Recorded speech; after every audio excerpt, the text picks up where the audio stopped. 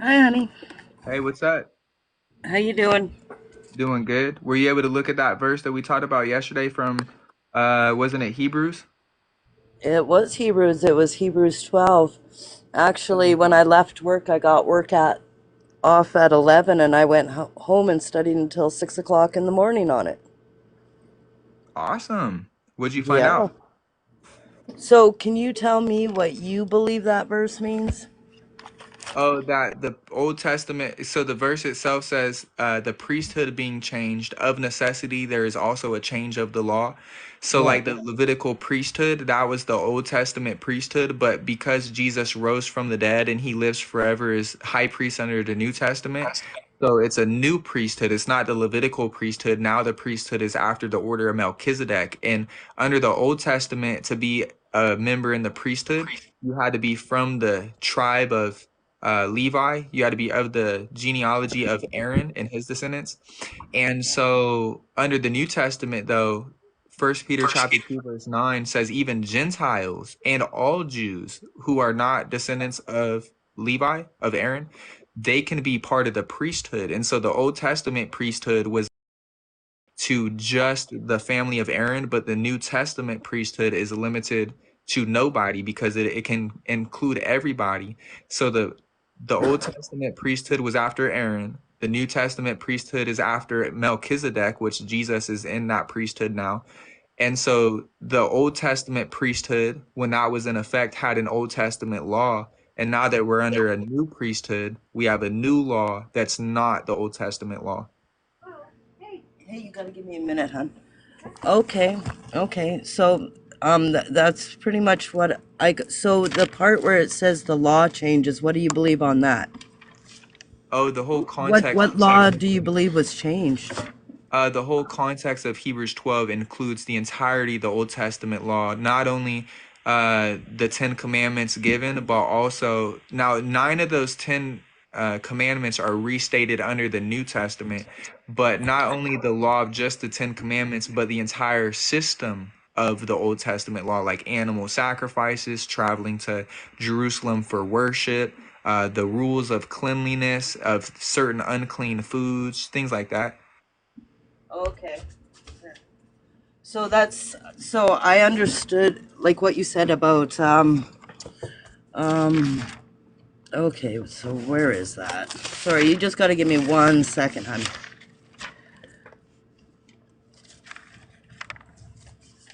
Okay, well that's what I came to that Jesus is now the high priest for us, right? And the law, I believe it was the sacrificial law that was nailed to the cross, not the covenant law, not the holy covenant law.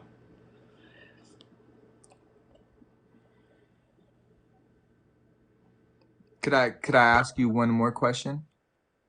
Sure. And maybe this will just be for another search. But because I don't know of any, right? I've read through the New Testament, and not when I say the New Testament, I don't mean Matthew, Mark, Luke, and John, because even though those books were written under the New Testament, it's about the life of Jesus, and Jesus lived under the Old Testament. So it'd basically be from Acts forward. Because I've read it a few times and I can't find anything that says it. Can you find any New Testament teaching now that the priesthood has been changed? Any New Testament teaching that commands uncircumcised Gentiles to obey the Sabbath day and keep it? You know, I had a whack load of them written down, and I didn't bring those with me, but there is a whack load, and it says all throughout the New Testament, keep my commandments. If you love me, keep my commandments.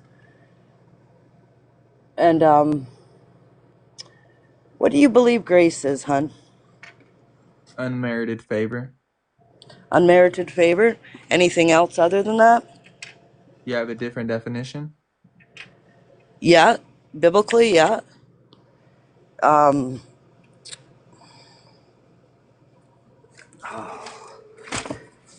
Geez, sorry, honey, I'm at work, so I was just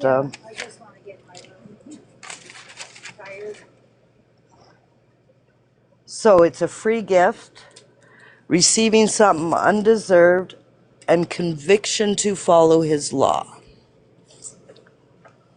So, in the verse, I don't know which verse it is, but it says to continue to grow in grace. Do you know which verse I'm talking about, honey? 2 Peter chapter 1. Continue to grow in grace. So, how do you grow in grace? By growing in knowledge. Hmm. You want me to pay or? Yeah.